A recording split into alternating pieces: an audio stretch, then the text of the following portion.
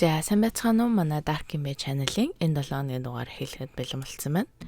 За тэгээд хэрвээ шинээр сонсож байгаа хүн байх юм бол Dark Image гэдэг үнэн бодит болсон явдлын талаар ярьдаг 7 өнөг болгоны 4 өдөр болгон гардаг ийм нэгэн channel байгаа. Тэгээд хүсэх юм бол subscribe болон notification-ыг on болгоорой. За тэгээд өнөөдрийнхөө хэрэгээр би нэг хоёр хосын талаар ярина. Тэгээд энэ нэргийг яаж олсон бэ гэхээр би Netflix дээр айгу уудаад нэг өдөр кино үзье гэж бодоод кино үзсэн чинь Love and Death гэд бодит явдлаа санаачилж авсан кино байсан байхгүй. Тэгээд тэрийг үзээд дуусгацсан. Тэгээд надад болохоор айгу сонирхолтой санагтаад ярих гэж шийдсэн. Тэгээд та нар маань ч гэсэн хэрэг хүсэх юм бол энэ киног Netflix дээр байгаа үзээрэй гэж хэлье. За тэгээд 1980 оны 6 дугаар сарын 13-нд Америкийн Техас мужид гарсан хамгийн аимшигтай хэрэгүүдийн нэгийг өнөөдөр ярих гэж байна. За Candy Montgomery, Pat Montgomery гэд хоёр хос 1977 онд өөрсдийн хоёр хүүхдийн хамтаар Техасын Wiley гэдэг жижигхэн хот руу нүүж нөхөр Pat нэг компанид цахилгааны инженер хийдэг байсан. За Pat тэр үедээ $70,000 бол жилдээ олдог байсан. Тэгээд энэ мөнгө бол өнөөдрөөр жилийн $332,000 жилд олдог. За $332,000 гэдэг чинь айгүй сайн орлоготой хүмүүсийн нэгт орно. За тэгээд эхнэр Candy нь болохоор оройдоо нэг уран зохиолын анги аваад өдрөөр 2 хүүхдээ хараад гэртээ байж идэг. Тэгээд гаднаас нь ер нь хинч харсан маш жаргалтай гэр бүл, том байшинтай, мөнгө төгрөг гэд ер нь л бүх юм байсан. За тийм байсан хэдий ч Candy-д одоо нэг л юм амьдралд нь дутуу юм шиг санагтаад кинон дээр гардаг шиг, хайрын зохиол дээр гардаг шиг адал явдал хайр хүсээд нөхрөө араар нь тавихаар шийддэг. Ингээд 1978 оны 100 Candy Alan Gore гэдэг эхнэртэй нэг хүүхдийн аавыг сонгоод сэтгэж эхэлсэн, флиртэж эхэлсэн. За Alan-ы эхнэрийг бол Barry гэдэг. Candy Barry хоёр адилхан нэг сүмд явдаг. Нэгнтэйгээ гайгүй сайн найзууд байсан гэж хэлж болно. Харин Candy Alan хоёр болохоор нэг сүмийнхэн тэр хоорт цуг дуулдаг. Тэгээ бас сүмийнхэн болболт цуг явдаг байсан. За тэгээ бүр дараа нь Candy-гаас чи яг яагаад Alan-ыг сонгосон бэ гэхэд цуг болбол тоглож байхдаа бөмбөг рүү яг нэг цуг үсрээд би газар дунаад дээшээ харсан чинь Alan миний гарнаас атгаад надад одоо дээш нь намайг босгоход тусалсан. Тэгэхэд л би Ааланд одоо өөрийнхөө талтай байгаагаа мэдэрсэн гэж хэлсэн. За Аалны хувьд болохоор яг ингээд харахад айгүй тийм царайлаг, хот мот биш гэсэн. Бага байдал нь Candy-д таалагдчихсэн. Тэгээ бас дээрэс нь маш их хөвгчлөлтэй болохоор Candy-д таалагдсан гэж хэлсэн. За тэгээд Candy удаан бодсны эцэст ерөөсөө энэ хууралтаа эхлүүлэхээр шийдээд нэг өдөр болбол тоглосныхоо дараа Alan-ыг машины зогсоол дээр машиндаа суугаад хүлээжсэн. Alan ч гэсэн сүмээсээ гарч хурж ирээд машиндаа сууж байхад нь Candy машиных нь цонхын тогшоод чамтай нэг ярих юм байна гэж хэлэхэд Alan машиныхаа хаалгыг онгойлгосон. За тэгээд Candy машин дотор ороод би ойрын үед амар их юм бодоод шүн оройч ерөөсөө унтаж чадахгүй хэцүү байна. Чамтай тэгээд энэний талаар ярих гэж утсан юм аа гэсэн чинь Alan өдөөс нь юу бодоод унтаж чадахгүй байгаа юм бэ гэхээр нь Candy өдөөс нь шууд чамайг бодоод зүгээр байж чаддгүй чи надад таалагдаад байна гэж шууд хэлцдэг. Тэгсэн чинь Alan одоо шууд шоконд ороод мэдээж одоо өөр юм ярих гэжсэн байлгүй дээ гэж бодож исэн хизээч өөрт нь одоо Candy-г би чамд сайн болчлоо чи надад таалагдаад байна гэж хэлнэ гэж бодоочгүй.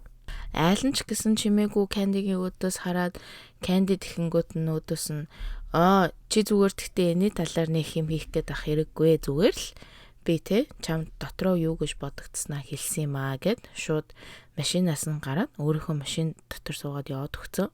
Би бол эннийхэн талаар сонсч бодлоо өстө яасан шулуун шудраг хүүхэн бэ л гэж шууд надад бодогцсон. Харин Alan-ы хувьд гэх юм бол эхнэртэйгээ гэрлээд 8 жил болцсон. Эхнэр Barry нь болохоор баг сургуулийн багш хийдэг. Alan нь болохоор офисын ажил хийдэг. Бас л мөнгөтэй, сайн цалинтай гэр бүл байсан. Энэ хоёр нэг хүүхэдтэй, хоёр дахь хүүхэдтэй болох гээд хичээж байхдаа Candy-тай Alan эхнэрээ араар нь тавьж эхэлсэн. За Бериг хүмүүс бол дүрсэлж хэлэхдээ айгүй их хяналттай, ганцаараа байх дургу, ер нь бол их төрөмгийн ууртай, хүйтэн хүндий гэж дүрсэлж хэлсэн. Харин айлны нүдэнд болохоор Candy бол тэрнээс хамаагүй тэс өөр, хөвгчлөлтэй, дулаахан, гоё эмэгтэй шиг санагдсан. За ингээд Candy айланд чи надад таалагдаад байна гэж хэлснээс 7 хоногийн дараа айл нь Candy-гээс чиний дотор ямар санаа байгаа юм бэ? Юу гэж бодогдож байна? Юу хиймээр байгаа юм бэ гэд хэлсэн чинь Candy өдөөс нь шууд чи надтай явуулдмаар байна уу гэд шууд асуучдаг. Тэгсэн чинь айл нь хэлэхдээ болохоор би эхнэрээсээ салмааргүй байна. Бас эхнэрээ ч хуурмааргүй байна. Хэдэн жилийн өмнө бит хоёр Нью Мексико мужид амьдардаг байхад Бэри намайг хуурж исэн.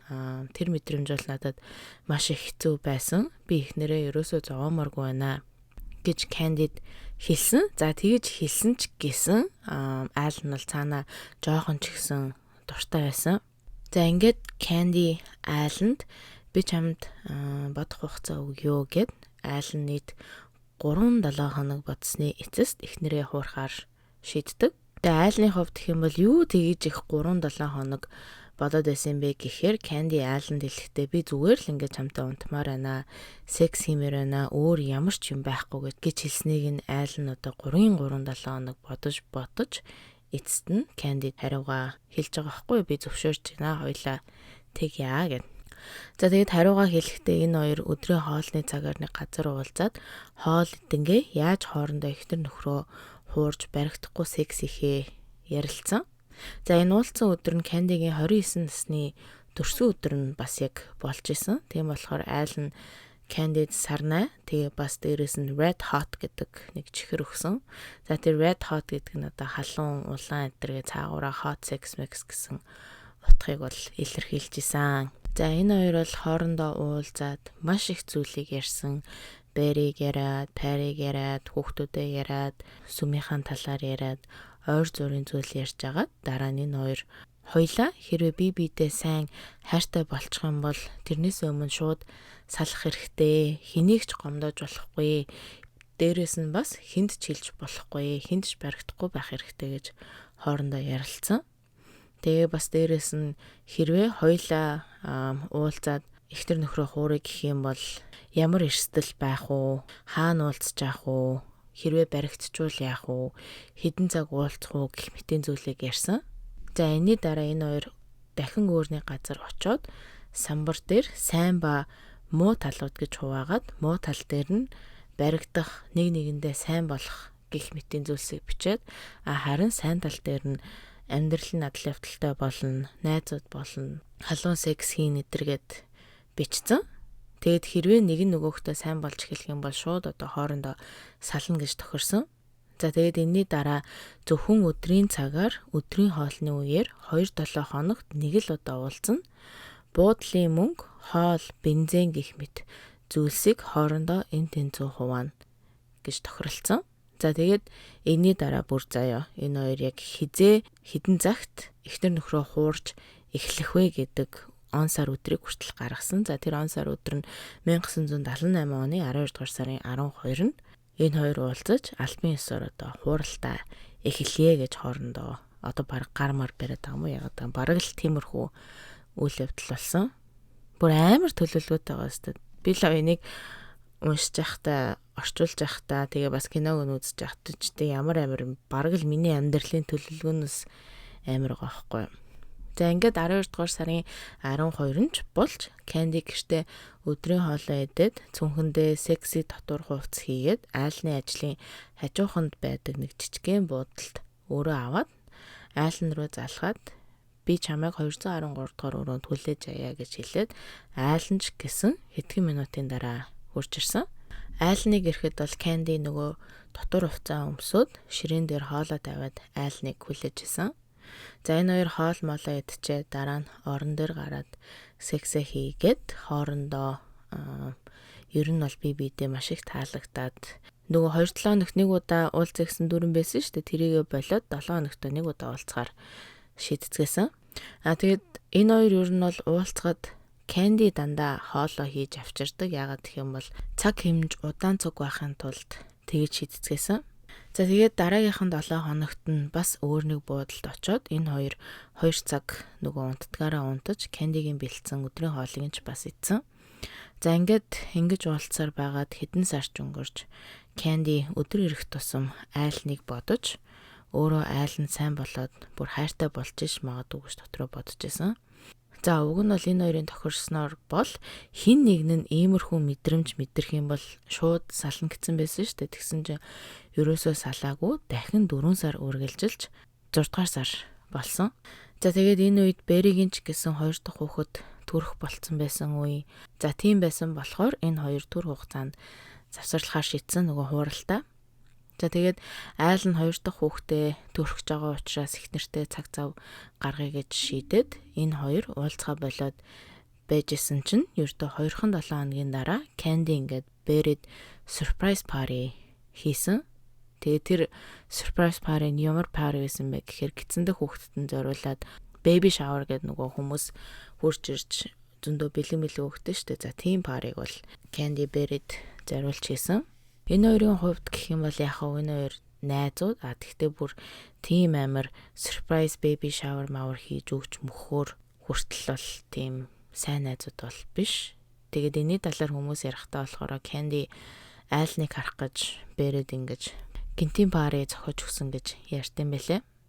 За ингээд энэ хоёр хэсэг завсарласныхаа дараа эргэж уулзаж эхэлсэн чинь Кэнди урдныхаасаа жоохон өөр ааштай болцсон нь бол айланд анзаарагдсан.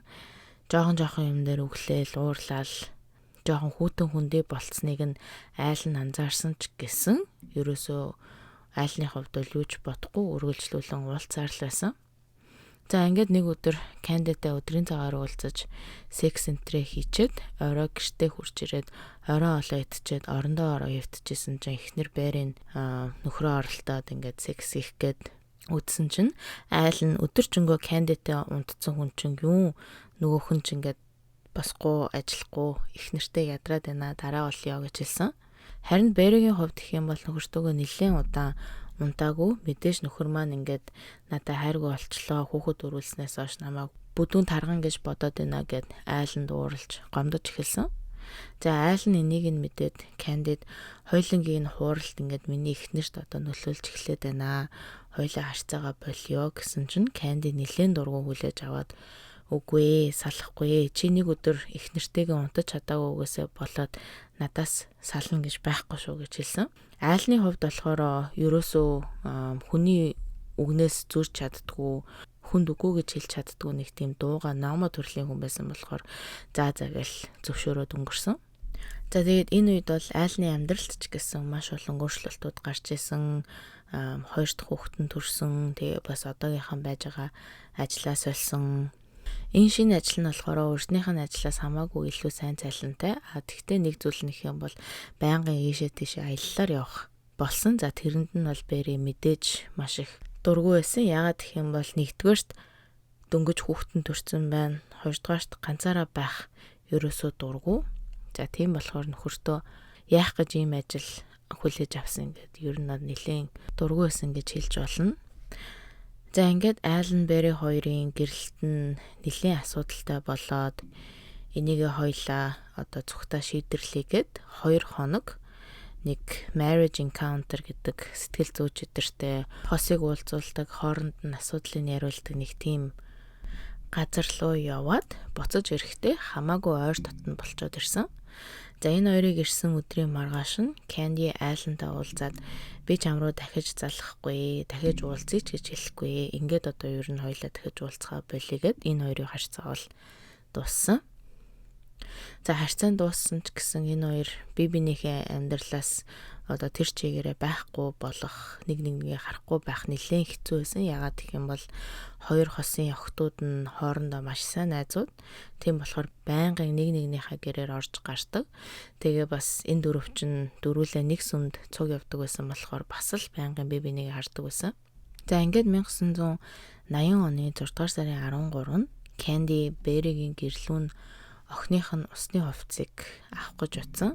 За Беригийн охин, Кэндигийн охин хоёлаа сайн найзууд. Тэгээд Беригийн охин нь Кандигийн гэрт нь хоноод маргааш өглөө нь сэлэлтийн ангидаа явах байсан болохоор Канди одоо Беригийн гэрт нь хурж ирж усны хувцсыг нь авах гээд очиход Бери гэртээ Кандиг ураад энэ хоёр том өрөөнд ойр зургийн юм яриа суужсэн чинь Бери маш тайвнаар Кандигаас чи манай нөхөртөө явуултаад байгаа мó гэж асуусан. За тэгэхэд Канди бол үгүй гэсэн чинь Бери өөдөөс нь чи айлантай явуултаад байгаа мó гэд дахиад асуусан чинь Канди өөдөөс нь тийм ээ би явуулчихсан. Тэгтээ бүр дээр үед явж исэн. Одоо бид хоёр ерөөс уулзхаа болсон гэсэн чинь Бери том өрөөнөөс юу ч хэлэхгүй босоод цаашаагаа яваад буцаж том өрөөндөө ирэхдээ сүх барьцсан орж ирсэн. Тэгснээ Бери Канди руу харж агаад чи дахиж айлантай уулзаж болохгүй шүү. Чиний царайгч би бас дахиж хармааргүй байна гэж хэлээд сүхээ хан алуулаа тавьсан. За тэгчээ дараа нь Бери Айлисыг маргааш манад хүргээд өгөөрэй. Өнөөдөр танаад хонно гэснээрээ хоног. Бас Айлисын усны хувцсыг угаалгын өрөөний угаалгын машин дээр байгаа. Чи очиод авчих. Би өрөөнөөс нь альчуурыг аваад ирээ гэж хэлээд Канди угаалгын өрөө рүү явж Бери болохоор цааш охиныхоо өрөө рүү явсан. За дараа нь Бери альчуурыг нь авчираад Кандид өгсөн. За Канди Бериг ажигласан чинь ингээд нүдэнд нь ямар их гоног байгааг анзаараад өөдөөс нь харж агаад намайг үнэхээр их уучлаарай гэд хэлсэн чинь Бери гинт амар их уурн хүрээд Кандиг цааш нь түлхэд чи айлныг өөрийн болгож болохгүй би дахиад нэг хүүхэдтэй болох чинь гэж ойрлонгоо хан алуулж тавьсан сүхээ аваад Канди руу дайрсан. За тэгсэн чинь Канди надаа айл нь хэрэггүй бид өөр дээр үед салцаан дахиж тийм болохгүй гэж ойрлоод хэлсэн ч ерөөсөө Бери тэрийг нь сонсохгүй дайрсаар л байсан. За ингээд энэ хоёр сүхний хоёр талаас нь ноцолдоод Канди нэг талаас нь Бери нөгөө талаас нь ноцолдож жагаад Бери сүхийг аваад Кандигийн толгойг нэг удаа цогсон. Тэрний дараа сүхээ доош нь шал руу далаасан чинь Кандигийн хөлний хурууг онцдог. За ингээд энэ хоёр нилээн удаан угаалгын өрөөнд нилээн удаа ноцолдож хоорондоо зодтолж жагаад Канди сүхийг Беригээс аваад арт талаар нь Беригийн нуруу руу зохиод том өрөөрөө зүхтаад гүйсэн чинь Бери араас нь сүх аваад хөөсөн.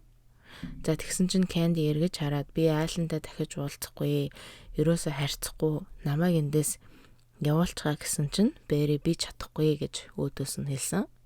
За энэний дараа Канди 2 удаа гэрээс гарах гэж хичээсэн ч Бери барьж аваад сүхээрээ далаагаад ноцолдож агаад Канди Беригээс сүхийг авч чадсан. За дараа нь сүхийг аваад байжсэн чинь Бери өөдөөс нь ч гэд хэлсэн чинь Канди гинт уурн хүрээд Бери рүү сүхээ далаагаад гарын цуцтлаа ядартлаа нийт 41 удаа Бериг сүхтэж алсан. За 41-ний 30 толгоонд нь онсон. Үлдсэн нь болохоор хөл рүү, гарнууд руу, цээж рүү гэд нийт бүр 41 удаа сүхтсэн байгаа хгүй юу. За тэгээд шинжилгээгээр болохоор яг ингэж Бериг сүхтэж авах үед Бери бол ухаантай байсан гэж шинжилгээгээр гарсан. За энэний дараа Канди Беригийн гэрт нь усанд ороод цус болсон хувцас угаагаад буцаж өмсөд машиндаа суугаад хүүхдүүдээ сүмээс авах гээд явсан. За Бери болохоор яг яаж айлныг өөрийг нь хураад байсныг мэдсэн гэхээр Кандигийн айлн руу бичсэн захиануудыг олж уншсанаар бол мэдсэн. За Беригийн гэрийн нойлоос цус болсон хөлний мөр, нойлын пилта бас цус болсон. Тэгээ мөн угаалтуурын хоолой дотроос нохооны үс, хүний үс олдсноос хүний үс нь Кандигийн үс гэж сүулт бол гарч ирсэн. За тэгээд энэ үед бол айл нь ажиллаараа Миннесота мужид руу явцсан байсан. Тэгээд өдрөөс хойш юус эхнэр лүүгээ залгаад уцаахгүй болохоор нь санаа зовоод хөрш рүүгээ залгаад чи очиод нэг шалгачаад ирээч гэхэд хөрш нь очиод хаалган тогссон чинь хинч хаалгаа тайлж өгөхгүй болохоор нь буцаж очиод айлн руу залгаад хаалгаа тайлахгүй байна. Гадуур явж байгаа юм билүү дээ. Бити санаа зовж хэлсэн.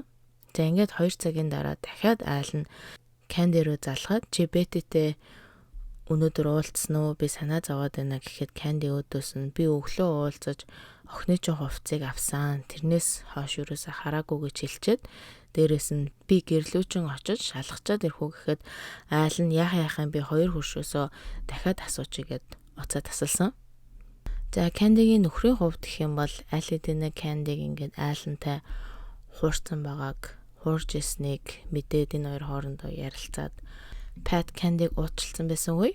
За ингээд 10 цагийн үед айлан дахиад хөрш рүүгээ залгаад Betty-гийн машин гаражны өнөө хараад өгөөч гэхэд хөрш нь машин байна гэж хэлсэн. За ингээд айлан дахин 2 өөр хөрш рүүгээ залгаад ямар ч хамаагүй аргаар манай гэрт ороод Betty-г зүгээр өнөгүй юу гэж шалгаад өгөөч гэж хэлсэн.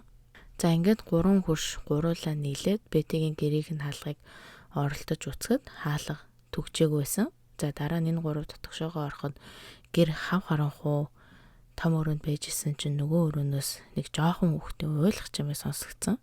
За тэгэхээр нэг эрэгтэй нь өрөөрөө ороод харсан чинь айлны хамгийн бага охин нь уйлцсан хүрх юмтаа өдөржингөө ганцаараа орон дотроо байжсэн. За эрэгтэй бол хүүхдийг аваад гэртээ очиод шууд цагтаа дуудсан.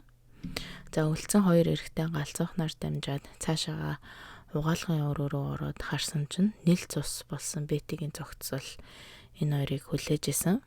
За хоёр эрэгтэй бол айсандаа шууд хаалгыг хаагаад цагтаа ирэхийг хүлээгээд гэрт бол байж исэн. За ингээд цагтаа хүлээж явахдаа хөрш нь айлн руу залгаад Betty өөрийгөө буутсан юм шиг байна. Тэгтээ танаа бага охин чинь зүгээр байна гэж хэлсэн. За шоконд орсон айлн Candy руу 2 дахь удаага залгаад Betty өгчжээ. Чи айлсыг гэртээ дахиад нэг хонуулж болох уу? Би маргааш өглөөний нислэгээр гэртээ очиод охиноо авъя гэж хэлсэн. За маргааш нь айлн гэртээ хурж ирээд Betty-г сүхтүүлж хүн талсан гэдгийг нь бол мэдэж авсан. За цагтаа нар Betty-гийн цогцыг бохирдуулахгүй байх арга хэмжээг бол маш муу авсан.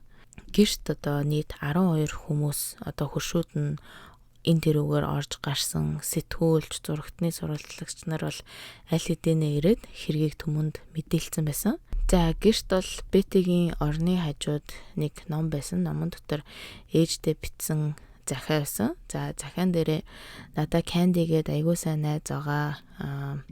Candy надад тусалж Alice-ийг өнөөдөр харж өгч байгаа гэд захиа хүртэл олцсон. За том орооны шалан дээр хүүхдийн тоглоомнууд тэр чигээрээ тарсан. Ширээн дээр оёдлын машин байсан. Машины хажууд Betty-гийн уужсэн кофе хүртэл байсан. Тэгээ мөн ширээн дээр сонин дотор The Shining гэдэг кино өгдөө шүү дээ. За тэр киноны сурталчилгааны зураг байсан. За тэр кинон дээр бас сүхээр хүн алдаг хэсэг гардаг. За тийм байсан болохоор зарим хүмүүс Берийг тэр киног үзчихэд Candy тэгэж алах орлого хийсэн байж магадгүй гэж ярьдсан мөлий. За гэр бол тэр чигээрээ цус болсон. Мөн цогцсны хажууд хідэн хөлний мөр байснаас үзэх юм бол цогцыг нүлэх гэж оролцсон. Тэгээ бас хан дээр болсон цус болсныг арчих гэж оролцсон гэж үзсэн. За цагтаа нараас Candy бол цогц олцсон өрөөнөөс цус болсон гутлын мөрийг олсон гэж сонсоод тэр өдөр хөмсөжсэн сандалаа бол хайсан. Дараа нь цагтаа нар айлнаас аллаг гарахаас өмнө одоо ямар нэгэн зүйл болсон уу гэж асуухад айл нь бүх зүйл зүгээр байсан. Betty-гийн хамгийн сүүлд уулзсан хүн нь Candy байсан. Тэгээ бит хоёр хоорондоо явуулж байгаа 7 сарын өмнө салсан гэж цагтаа нарт хэлсэн. Тэгээд хамгийн сүүлд харсан хүн дээрээс нь айлантай явуулж исэн гэдгийг нь цагтаа нар сонсоод бол шууд Candy-г сэжигтнэр татаж аваад 6 дугаар сарын 27-нд баривчилж авсан. За тэгээд Candy өөрийгөө буруугүй би алаагүй гэж цагтаа нарт хэлээд дараа нь батлан далтаар шүүх хурал хүртлээ суллагдсан. За тэгээд энэ Wiley гэд хот чинь айгүй жижигхэн тайван ийм хотод ийм амар зүйл болсон гэдгийг бол тэр хотынх нь сүмийнхэн нэргэн тойрных нь хүмүүс хөршүүд нь бол маш хурдан сонссон. За Candy ингээс сэжигтнэр татсан байгаа гэдгийг ч сүмийнхэн нь тэр хотынхны тэр чигээрээ мэдсэн ч гэсэн Candy бол маш их тусламж тусалцаа дэмжлэг үзүүлж исэн. Заримдаа бүр өдөрт 6 захиа хүртэл ирдэг. Тэрэнд нь Candy бол байнгын хариу бичдэг байсан. За Candy сүмийнхэн өөрийнхөө мэддэг Robert Udashan, Don Crowder гэдэг хоёр хуульчийг сонгож өөрийгөө өмгөөлүүлэхээр шийддэг. Энэ хоёр гэмт хэргийн өмгөөлөгч биш, харин бэртэл гэмтлийн хуульчид байсан. Тэгээд Candy чамд ингээд туршлагатай гэмт хэргийн өмгөөлөгчд хэрэгтэй штэ.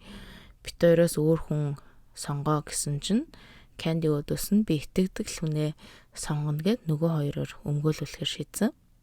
За тэгээд Dom гэдэг энэ өмгөөлөгч нь маш нэртэй сэтгэл зүйчдэр Candy-г аваачиж яагаад яг энэ хэрэг хийх болсныг тайлбарлах арга байна уу, сэтгцийн өвчин байна уу гэд шалгуулах гэж утсан. За тэгээд сэтгэл зүйч нь хэд хэдэн тест хийгээд дараа нь ховсдож байгаад яг 6 дугаар сарын 13-нд юу болсныг нь бол яриулж чадсан. За энэ 1980-ад оны үед ховсдуулж юу болтгийг нь яриулаад дараа нь энийг шүүхтэр хэрэгэлдэг аргыг зөндөө хэрэгэлдэг байсан. За мэдээж одоо бол шүүхэд ашиглаж болохгүй. За ингээд шүүх хурал 1980 оны 10 дугаар сард эхэлж өмгөөлөгч нь Candy-г өөрийгөө хамгаалж байсан учраас Betty-гийн үхэлд буруугүй шүүх хурал эхэлсэн. За өмгөөлөгч нь үхлийн зэвсэг болох сүхийг айлны гэрийн гараажинд байсан. Candy хизээч айлны гэрийн гараажинд орж үзээгүй. Тэм юм чинь яаж тэнд сүх байгааг мэдх юм бэ? Candy урдаас төлөвлөж алаагүй харин өөрийнхөө биеийг өмгөөлж исэн гэж шүүхийн бүрэлдэхүүний өмнө хэлсэн. За дараа нь өмгөөлөгч нь Candy-г шүүхийн эндэр дээр гаргаж агаад 6 дугаар сарын 13-нд бол яг юу болсныг яриулсан. За Candy хэлэхдээ өглөө Betty-гийн гэрт нь очиж усны хувцас авчаад гаргаж байхад Betty над руу дайраад би гэрээс нь тухтаах гэж оролцсон ч Betty намайг явуулахгүй намайг алчиж сэтгэл нь хандах юм шиг санагтаад би Betty-г алхаас өөр аргагүй болсон гэж хэлсэн. За яллах тал Candy-гээс тэр өдөр бас яг юу болсон талаар нь худлаа ярих нь уу гэд дахин асуусан ч гэсэн Candy бол бүх жижиг сажиг дэтэлийг яг л адилхан хэлээдсэн. За тэр нь шүүхийн бүрэлдэхүүний хувьд Candy-г одоо нэрнгээсээ бие хамгаалах гэсэн буруугүй байна гэж бодоход нь бол маш ихээр нөлөөлсөн гэж утсан. За ингээд шүүхийн бүрэлдэхүүн хоорондоо ярилцсны эцэст Candy Montgomery-г буруугүй гэж шийдсэн. За шүүхийн гадна хүлээж исэн хүмүүс бол буруугүй гэдгийг сонсоод баярлах нь баярлаад уурлах нь ууралж исэн. Ер нь л янз бүрийн сэтгэл хөдлөлүүд гарч ирж исэн.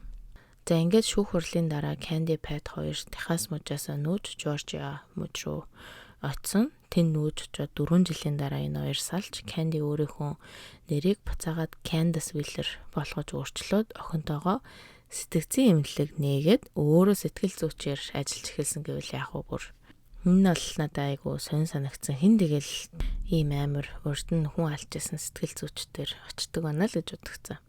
За одоо бол Candace 70 настай Жоржиа мужид амьдарч байгаа. Харин Берригийн нөхөр Аллен Гор бол эхнэрээ нас барснаас ердөө 3 сарын дараа нэг сүмийнхэн эмэгтэйтэй гэрэлсэн. Харин 2 хүүхдүүдийг нь Аллены ээж аав нь өргөж авсан. За тэгээд Аллен тэр эмэгтэйгээсээ бас л удалгүй салаад одоохондоо бол ганцаараа Sarasota гэдэг мужид амьдарч байгаа. Харин Candy-гийн хоёр өмгөөлөгчд нь Candy-гийн хэрэгээс хойшоо маш алдартай болсон.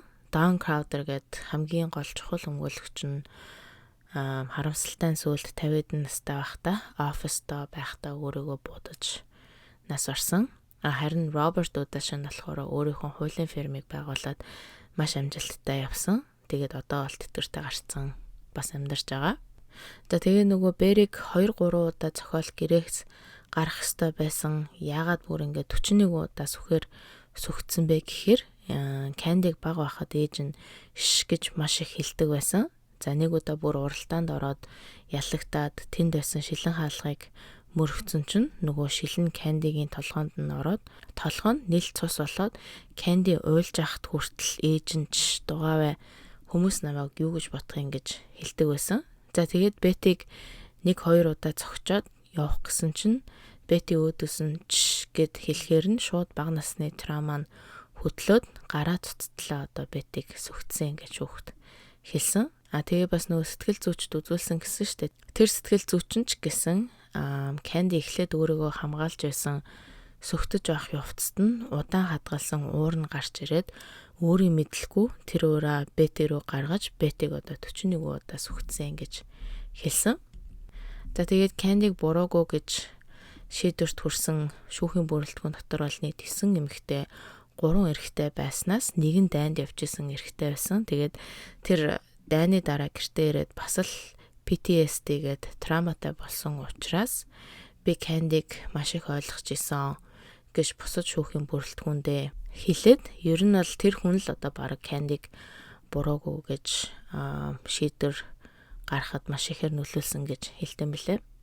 За Кандиг өмгөөлж сүмийнх нь пастор хүртэл Канди муу хүн бишээ, ийм зүйл урдаас төлөвлөж хийхгүй гэж хэлсэн. За Техас чинь бас л их шашинлаг газар болохоор шүүхийн бүрэлдэхүүнд пасторын хэлсэн үг бол маш их нөлөөлсөн гэж үздэг. Тэгээ бас Кандигийн өөрийнх нь нөхөр нь шүүхийн бүрэлдэхүүний өмнө гараад би л ингээд эхнэрээ зовоосон, сайн ярилцдаггүй байснасаа болоод эхнэр маань намайг хуурсан, би уучлсан гэж шүүхийн бүрэлдэхүүнд хэлсэн. Тэгээд яг яагаад тэгж хэлсэн гэхээр гэрлэлтээс гадуурх харьцааг нүгэл гэж үздэг. Тэгээд нөхөр нь уучлсан, пастор нь уучлсан, Есүс Христ ч бас уучлсан болохоор та нарч гэсэн уучлах хэрэгтэй гэсэн утгатайгаар нөхрийг нь бол шүүхийн эндэр дээр гаргасан. За Кандигийн өмгөөлөгч нь хүртэл эн чин Техас мужаа хүн алсныг бид нар уучлж болно. Харин гэрлэлтээс гадуурх харьцааг уучлахгүй учраас Кандигийн нөхрийг шүүхийн бүрэлдэхүүний өмнө гаргасан гэж хэлсэн. За тэгээд ер нь бол иймэрхүү жижигхэн дэтээлүүд маш их байд юм лээ. Энэ хэргийн хувьд бол би өөрийнхөө олж мэдсэн бүх дэтээлүүдийг нь орууллаа. Тэгээд та нар хэрэг хүсэх юм бол хэлсэн Love and Death гэд кино хүртэл Netflix дээр гарсан, тэрийг үзээрэй гэж хэлье. Тэгээ бас дахиад нэг зүйлийг хэлэхэд бол айлны хувьд гэх юм бол шүүхийн эндэр дээр гарч агаад Кандиг бараг л ингээд айгу өмөрсөн байдалтай асуултнуудад хариулж исэн. Одоо нэг яллагч тал жишээ нь гэх юм бол чи Кандиг өөрт нь амар ууртай догшин хэрцгий байхыг нь харж ирсэн үү гэж асуунгууд айл нь өдөөс нүггүй би өстө хизээж тэгж харж байгаагүй гэл.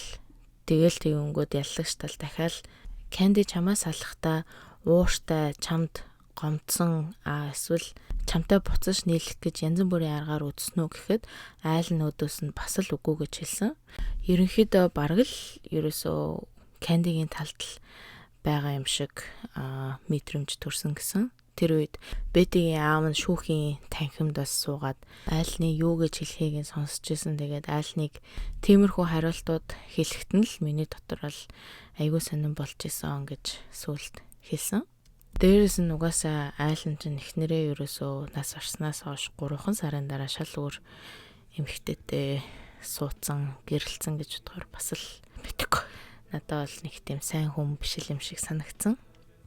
Харин миний хувьд энэ хэргийн тал дээр юу гэж бодож байгаа вэ гэхээр 41 удаа хүнийг тэгээс сүхтэж алчаад бие хамгаалж исэн гэд бүр нэг ч жил шорон суухгүй гарна гэдэг бол арай дэндүү. Бие яг хамгаалж исэн байж болно. Гэхдээ 1-2 удаа зогчоод гараа цагтаа дуудах ч юм уу тийм арга хэмжээ бас авах хэрэгтэй байсан болов уу гэж бодож байна. За тэгээ та нар манаас юу гэж бодож байна энэ тал дээр бодлоо хэлээрэй, комментээр бичээрэй. Тэгээд дараа 7-ны дугаар хүртэл түр баяртай.